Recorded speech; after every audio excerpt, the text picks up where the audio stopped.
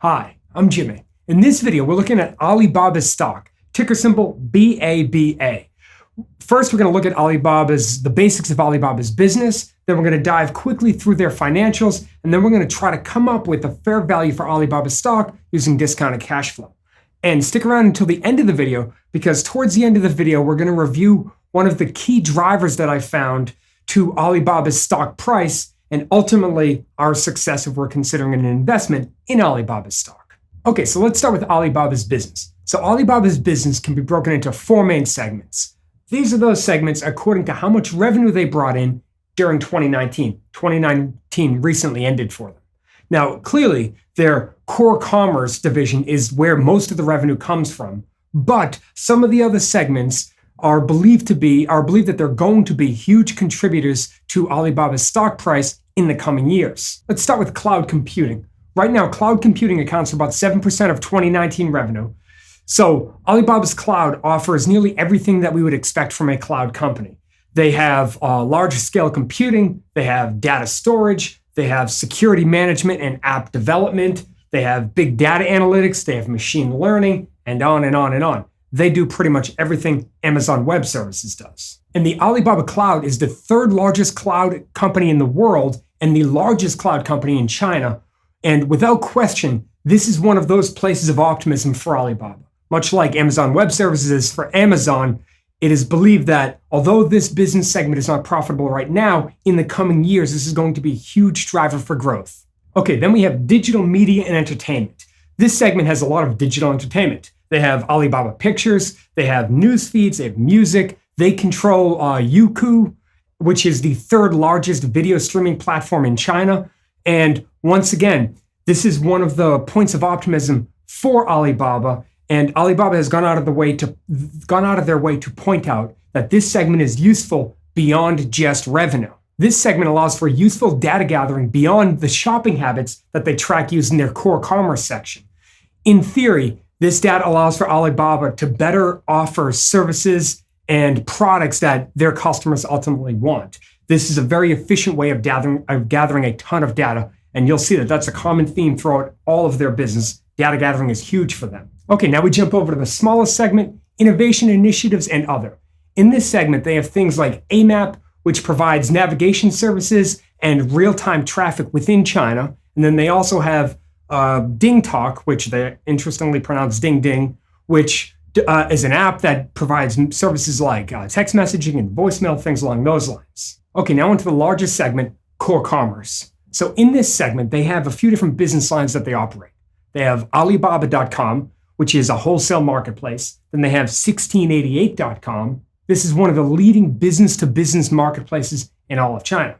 Then they have Taobao and Tmall, which are broadly integrated with each other and separate at the same time. So we can picture Taobao as the place where we can get any product and almost anybody can sell what they want up there.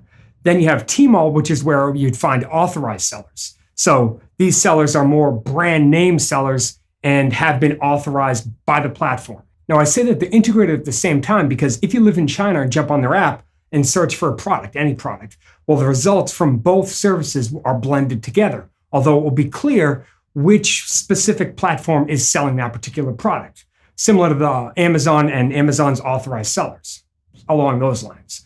Now, this is key even more than it is for Amazon in the US because Alibaba's platform is the go-to place for shopping for many of China's 1.4 billion people. Okay, so this brings us to the financial side of Alibaba's business. So this is Alibaba's revenue going back to 2012. And as we can see, they've had fantastic growth. The green bars are analyst estimates going out the next couple of years. And it seems like analysts are expecting continued growth going forward. Now we switch over to profits.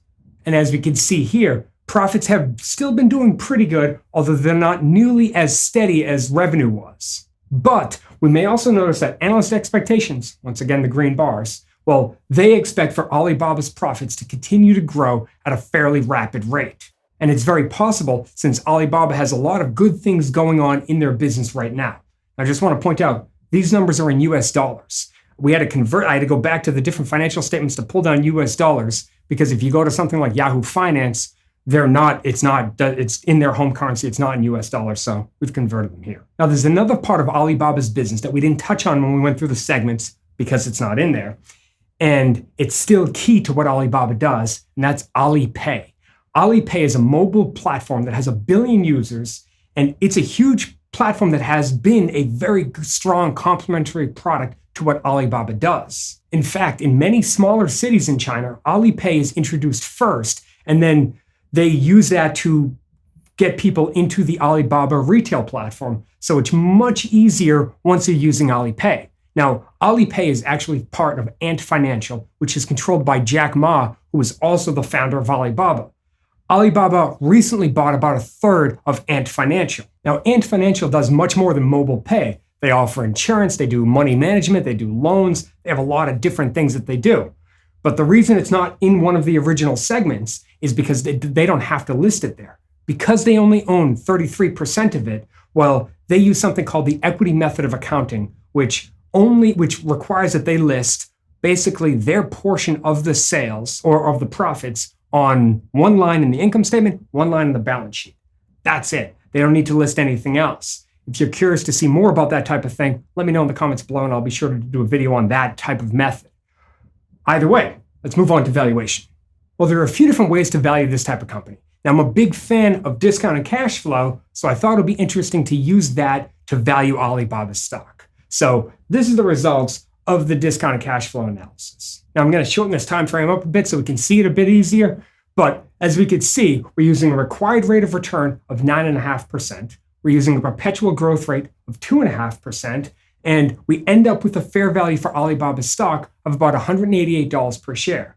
Now, if you're wondering how to do this type of calculation, I actually have a more in-depth video, sort of a step-by-step guide, a walkthrough on how to perform this exact calculation. And I've also created an Excel template that lets each of us easily calculate this type of thing. If you want a free copy of that, there's a link in the description below to the webpage. You just got to enter your email address and I'll email it over to you. Okay, let's say that we like this method of valuing the stock and we believe that the $188 for Alibaba stock is a fair value. Now, the first time I did this calculation, I actually used 8.5% for the required rate of return, and I came up with a fair value of about $222 per share. But then I came across a risk that I think is worth mentioning here, and this is the thing I alluded to at the beginning of the video. I think it's one of the key drivers to Alibaba stock, so I added some required rate of return, made it 9.5%, hence $188. So this is a chart of Alibaba's stock going back to 2014 when they first went public. That's the red line. And then we have the blue line. The blue line is the exchange rate between the US currency and the Chinese currency. So we may notice in this time period right here that the US dollar was getting stronger. Well, when that was happening, Alibaba stock didn't do all that much. But then as the dollar began to fall, Alibaba stock really took off, jumping all the way to more than $200 per share. But then when the dollar rallied again, well, once again, Alibaba's stock gave back more than 25% of its $200 per share price. And more recently, the dollar rose and Alibaba stock fell once again. And this is one of the issues with investing in Alibaba stock. Even though this is a very impressive company and it's going to have way more upside than, at least I think a bit more upside than a company like Amazon, since their home market of China is much larger than Amazon's home market of the US. Well, if we're going to invest in a company like Alibaba, well, essentially, we're also making a call on how the currencies are going to act. And since the trade and tariff tensions are playing a huge role in both currencies right now, well, if we invest in Alibaba stock today, we're essentially making a call on what we believe the future of those tensions will be. And I know that the underlying fundamentals of Alibaba stock will also play a huge role in the stock price at the end of the day. But for me, there is a lot of unknowns as far as the currencies and how reliable this investment is going to be as of today. But what do you think? Do you think Alibaba stock is worth investing in today? Am I overthinking this currency issue? Please let me know what you think in the comments below. And if you haven't done so yet, hit the thumbs up, hit the subscribe button. Thank you so much for sticking with me all the way to the end of the video, and I'll see you in the next video.